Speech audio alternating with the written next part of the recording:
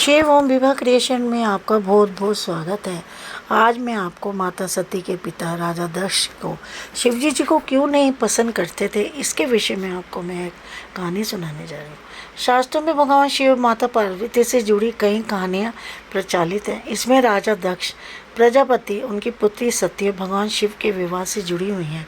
भगवान शिव के ससुर और माता सती के पिता दक्ष प्रजापति भगवान शिव को कभी पसंद नहीं करते थे। एक समय सावन का महीना चल रहा था। सावन का महीना भगवान शिव और माता पार्वती का बहुत ही प्रिय होता है। ऐसी मान्यता है कि सावन के महीने में ही माँ पार्वती ने भगवान शिव को पति के रूप में पाने का कठोर तप किया था। तब शिवजी ने प्रसन्न होकर माँ पार्वती को पत्नी के रूप में स्वीकार किया था। शास्त्रों में भगवान शिव और माता पार्वती से जुड़ी कई कहानियाँ प्रचलित हैं। इसमें राजा दक्ष प्रजापति, उनकी पुत्री सती और भगवान शिव के विवाह से जुड़ी हुई हैं। भगवान शिव के ससुर और माता पिता सती के पिता दक्ष प्रजापति भगवान शिव को कभी पसंद नहीं करते। दरअसल राजा दक्ष प्रजापति के द्वारा शिव जी को पसंद न किए जाने के पीछे भी कई कहानियाँ हैं।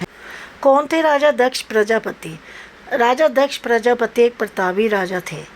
मान्यताओं के अनुसार ब्रह्मा के मानस पुत्र के रूप में राजा दक्ष को जन्म दिया था।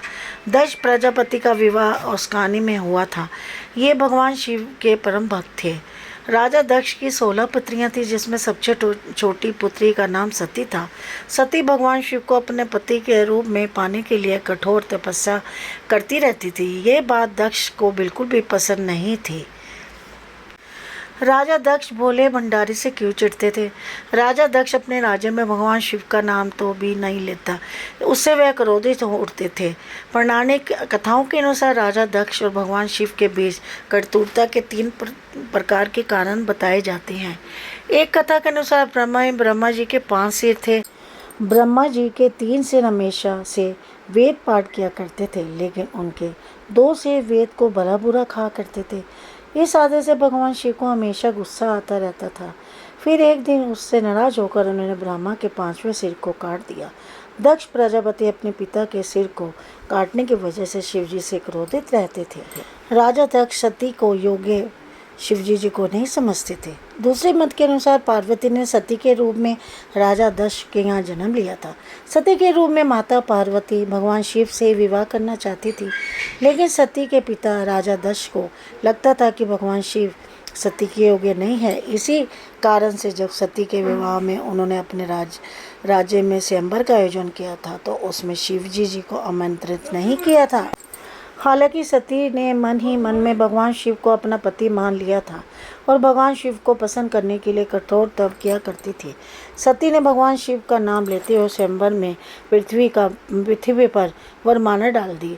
तब स्वयं शिव वहां पर प्रकट होकर सती के द्वारा डाली गई वरमाला को पहन लिया। इसके बाद शिव ने सती को अपने पत्नी स्वीकार कर लिया से वहां चले गए। ये बात राजा दक्ष को पसंद नहीं आई कि उसकी इच्छा के विपरीत सती का विवाह शिव के साथ हो गया है। एक बार दक्ष ने यज्ञ का आयोजन किया था, जहाँ पर सभी देवी देवता पहुँचे थे।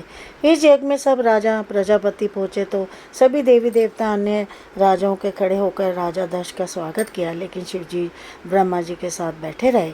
तब उनको देखते हुए राजा दक्ष ने उसे अपना अपमान समझा और शिव के प्रति कई तरह के अपमानजनक शब्दों का इस्तेमाल किया। यही कारण था कि शिवजी जी और उसके ससुर राजा दक्ष की आपस में नहीं बनती थी। यज्ञ में शिवजी जी को नहीं बुलाया। एक बार राजा दक्ष ने अपने राजमहल में एक भव्य यज्ञ का आयोजन किया था, जिसमें उन्होंने सभी को निमंत्रण किया, लेकिन शिवजी जी और माँ सती को इस यज्ञ में नहीं बुलाया। फिर यज्ञ की बात को जानकर देवी सती बिलियाँ बुलाए अपने पति राजा के दक्ष के घर पहुँच गई, जहाँ पर दक्ष प्रजापति ने भगवान शिव और सती का अपमान भरी सभा में सबके सामने किया। तब सती अपने पति भोलेनाथ के अपमान को सह नहीं सकी और यज्ञ स्थल पर जली रही अग्नि में कूदकर स्वयं को भस्म कर डाला। जब शिवजी जी को सती के भस्म होने का समाचार मिला तो वह क्रोधित होकर यज्ञ स्थल पर पहुंचकर सती के अवशेषों को लेकर तांडव करने लगे। भगवान शिव ने जब वीरभद्र को उत्पन्न करके यज्ञ स्थल में बुझा सभी को दंड देते हुए राजा दक्ष का सिर काट डाला। बाद में ब्रह्मा के द्वारा प्रार्थना करने पर शिव ने दक्ष प्रजापति के सिर के बदले बकरे का सिर प्रदान करके यज्ञ का काम पूरे किया।